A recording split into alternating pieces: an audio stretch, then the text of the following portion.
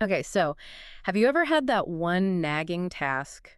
You know, the one that just sits on your to-do list like a stubborn barnacle, really. It just refuses to Oh, move. absolutely. That feeling of Yeah. being overwhelmed, procrastination. It's something we all know, right? Totally. It's Yeah. universal. Right. Whether it's, I don't know, a big work project or maybe a personal goal or even just like that one awkward email you keep putting off. Yep. Pushing it to tomorrow and then the next day. Yeah. We've all been there. Exactly.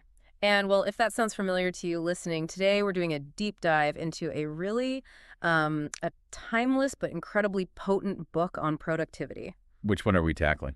Brian Tracy's Eat That Frog. Yeah. It's really well known for its practical strategies on time management, boosting productivity. Oh, classic. Yeah. Our mission today is basically to pull out the most powerful bits of wisdom from it, to give you a kind of shortcut to tackling your toughest challenges head on. That's a great choice. And, the reason it sticks, I think, is that core concept. It's Yeah. built around this simple but really powerful metaphor. Okay, let's unpack that then.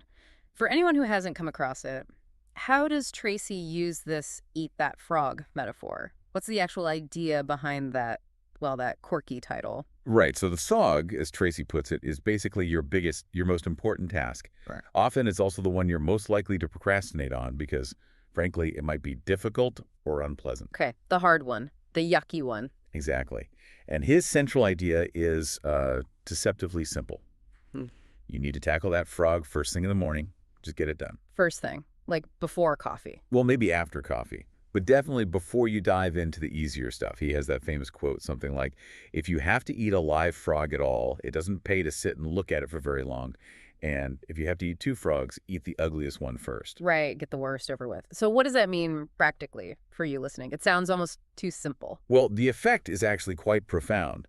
By tackling that hardest, most impactful task first, you basically rip the Band-Aid off, right? You get the toughest part of your day done right at the start. Okay, I can see that. And the immediate benefit, the rest of your day just feels lighter, easier, more manageable. That big hurdle is gone. Yeah. It creates this amazing momentum leading to higher productivity overall, sure, but also, and this is key, a real sense of accomplishment. Relief, even. It frees up so much mental energy. Well, I can definitely relate to that feeling of relief. I remember I once had this frog that was making a call to this really intimidating client, put it off for days. Dreadful feeling. Totally. It just hung over me. But the second I hung up that phone, it was like, poof, the cloud just lifted. Tracy's absolutely right. There's a huge psychological payoff. Exactly. But okay, beyond just, eat the frog, the book dives into more strategies, right? Hmm. What struck me is how much he emphasizes clarity right from the start. He talks about needing to clarify your goals and priorities. Seems basic, but why is real clarity actually so difficult sometimes? And what happens when we don't have it?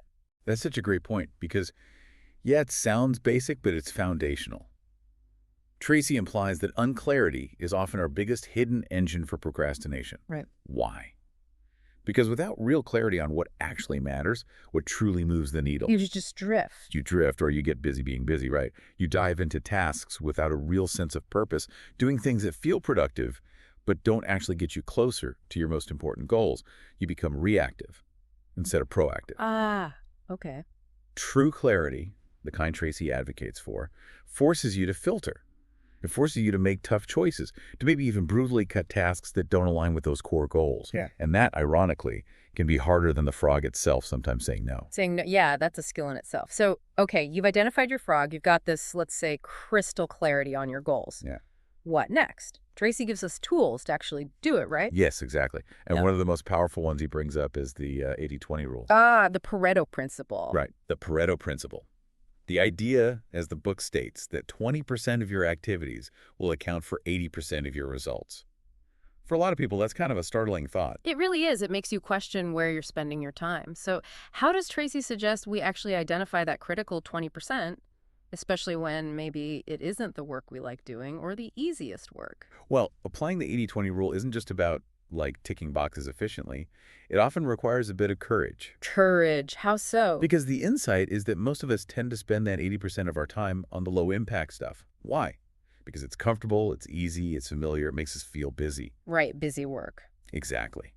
The real frog, for many people, isn't just one big task. It's confronting and eliminating those unproductive, comfortable habits. those tasks that fill the day but don't deliver results. So it's about being honest with yourself. Absolutely. Tracy encourages constantly asking, Mhm. is this task in my top 20%? Is doing this contributing directly to my most important goals? It's a continuous process. Yeah. Ruthless prioritization, really. And again, saying no to things that fall outside that critical zone. That ruthless prioritization. It leads nicely into another strategy he talks about, which I find super helpful. The idea of breaking down those really huge frogs. Salami slicing, he sometimes calls All it. right. Taking those jobs you keep putting off and dividing them into smaller parts and tackling them one by one. For me, that changes everything. It turns this like overwhelming monster task into a series of, well, manageable tadpoles. Yeah, tadpoles. I like that. It makes a huge difference in just getting started overcoming that initial inertia. But what's the trickiest part of that for most people, do you think? Is it figuring out how to break it down or just the discipline to stick with the small pieces? That's a great distinction. It is a powerful psychological tool breaking things down. Because often the resistance isn't just to the task, it's to the perceived size of it. Feels too big. Yeah, absolutely. Tracy gets that. So while figuring out how to break it down is part of it, sometimes that takes a bit of thought. Often the bigger challenge is the discipline to actually start with that very first smallest step. And then the next one. Just starting. Just starting.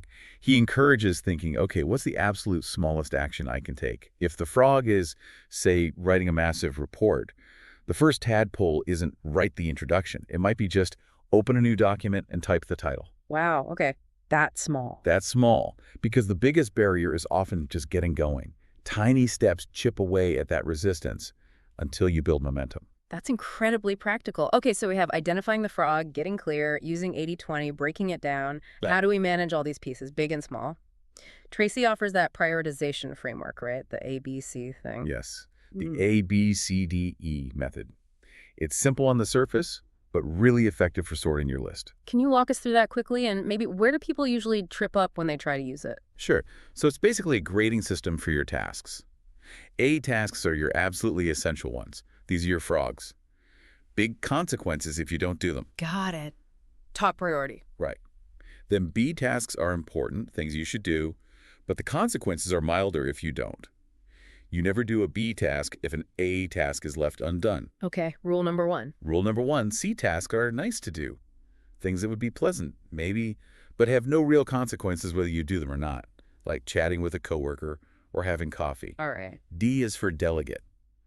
Anything someone else can do, you should delegate to free up time for your A tasks. Ooh, delegation. That's a tough one for some. It is.